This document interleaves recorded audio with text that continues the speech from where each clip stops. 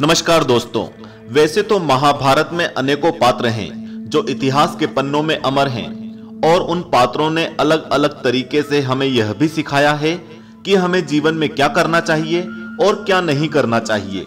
लेकिन आज हम बात करेंगे महान धनुर्धर एकलव्य के विषय में। आगे बढ़ने से पहले धर्म और रोचक जानकारियों से जुड़े रहने के लिए चैनल को अभी सब्सक्राइब करें और बेल आइकन दबाकर ऑल वाला नोटिफिकेशन जरूर दबाएं।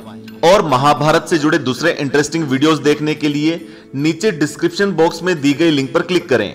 आज हम बात करने जा रहे हैं एकलव्य की। इतिहास के पन्नों में एकलव्य का नाम गुरु भक्ति और त्याग के लिए प्रसिद्ध है। ये कहानी हम सबने बचपन में सुनी है कि कैसे एकलव्य गुरु द्रोणाचार्य से धनुर्विद्या की शिक्षा लेना चाहते थे, लेकिन गुरु द्रोणाचार्य ने भीष्म पितामह को वचन दिया था कि वह कुरुवंश के अलावा किसी और को शिक्षा नहीं देंगे। इसीलिए उन्होंने एकलव्य को शिक्षा देने से इनकार कर दिया था। लेकिन एकलव्य निराश नहीं हुए और उन्होंने वन में गुरु द्रोणाचार्य की मूर्ति बनाकर धनुर्विद्या सीखना शुरू कर दिया और गुरु के प्रति अपनी भक्ति और अपनी मेहनत के साथ वे एक श्रेष्ठ धनुर्धर बन गए। और एक बार जब एक कुत्ता वन में एकलव्य की शिक्षा में भौंककर बाधा डाल रहा था, तो एकलव्य ने बाणों से कुत्ते का मुंह इस प्रकार भर दिया कि कुत्ते को एक खरोंच भी नहीं आई। जब वह कुत्ता वापस गुरु द्रोणाचार्य के आश्रम में पहुंचा, तो वहां सब ये देखकर हैरान हो गए कि ऐसा कौन सा धनुर्धर है जो अर्जुन से भी अच्छा है। जब वह कुत्ते के साथ एकलव्य के पास पहुंचे, तो एकलव्य ने गुरु द्रोणाचार्य को उनकी मूर्ति दिखाई और बताया कि कुत्ते का मुंह उसी ने बाणों से भरा है। चूंकि द्रोणाचार्य अर्जुन को वचन दे चुके थे कि वह अर्जुन को विश्व का सर्वश्रेष्ठ धनुर्धर बनाएंगे, इसलिए उन्होंने एकलव्य से गुरु दक्षिणा में उसके दाएं हाथ का अंगूठा मांग लिया और एकलव्य ने खुशी खुशी अपना अंगूठा काटकर गुरु द्रोणाचार्य के चरणों में रख दिया। एकलव्य के बारे में इतना तो हम सब जानते हैं, लेकिन इसके बाद एकलव्य ने क्या किया, उनका जीवन कैसे बीता और उनकी मृत्यु कैसे हुई, आज हम इन्हीं रहस्यों के बारे में बात करने वाले हैं। एकलव्य के जीवन के बारे में ठोस रूप में तो नहीं कहा जा सकता, लेकिन अलग अलग ग्रंथों में उनके जीवन से जुड़ी अलग अलग कथाएं सामने आती हैं। एक पौराणिक कथा के अनुसार एकलव्य भगवान श्री कृष्ण के चचेरे भाई थे, जिन्हें बचपन में एक ज्योतिषी के कहने पर वनवासी भीलराज निषाद राज हिरण्यधनु को सौंप दिया गया था।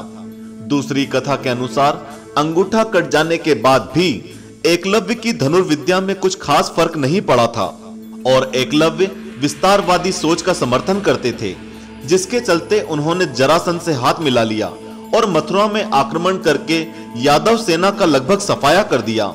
यह बात जब भगवान श्री कृष्ण को पता चली कि एक योद्धा अंगूठा ना होने के बाद भी इतने अच्छे तरीके से युद्ध कर रहा है, तो श्री कृष्ण एकलव्य से मिलने के लिए आतुर हो गए। और जब उन्होंने युद्ध भूमि में एकलव्य को अंगूठे के बिना बाण चलाते देखा, तो समझ गए कि यह भविष्य में पांडवों के लिए खतरा साबित हो सकता है। और फिर भगवान श्री कृष्ण और एकलव्य का युद्ध हुआ, जिसमें एकलव्य वीर गति को प्राप्त हो गए। कहीं कहीं ऐसा भी कहा जाता है कि भगवान श्री कृष्ण से युद्ध के बाद एकलव्य लापता हो गए और उनकी मृत्यु कैसे हुई, यह किसी को नहीं पता चला। एक अन्य कथा के अनुसार श्री कृष्ण द्वारा रुक्मिणी के हरण के दौरान अपने पिता की रक्षा करते हुए एकलव्य की मृत्यु हो गई और तब श्री कृष्ण ने एकलव्य को वरदान दिया कि वह अगले जन्म में अपने साथ हुए धोखे का बदला लेंगे। एकलव्य ने अगले जन्म में द्रुपद के बेटे और द्रौपदी के भाई धृष्टद्युम्न के रूप में जन्म लिया और महाभारत युद्ध के 15वें दिन उन्होंने गुरु द्रोणाचार्य का सिर काटकर अपना बदला लिया। एक अन्य कथा के अनुसार एकलव्य का पहले नाम अभिद्युम्न था और अस्त्रों शस्त्रों के प्रति उनकी लगन और उनकी निष्ठा देखकर उनका नाम बाद में एकलव्य हो गया। निषाद राज ने एकलव्य का विवाह अपने निषाद मित्र की पुत्री सुनीता से करा दिया। अंगूठे के बिना एकलव्य ने अपनी तर्जनी उंगली और मध्यमा उंगली के सहारे फिर से धनुर्विद्या में दक्षता हासिल कर ली थी। आज के आधुनिक युग में तीरंदाजी की प्रतिस्पर्धा में अंगूठे का उपयोग नहीं किया जाता है, इसलिए हम एकलव्य को आधुनिक तीरंदाजी का जनक भी कह सकते हैं। ये कुछ कहानियां थी जो एकलव्य के बारे में मालूम होती है, लेकिन इनमें से क्या सच है यह आज के समय में कोई नहीं बता सकता। एकलव्य निस्संदेह ही महाभारत युग के सर्वश्रेष्ठ धनुर्धर बनते अगर उनके साथ ऐसा अन्याय ना हुआ होता और उन्होंने हम सबको जीवन में गुरु की महत्ता का पाठ सिखाया कि गुरु अपने सपनों, अपनी महत्वाकांक्षाओं सबसे आगे होता है।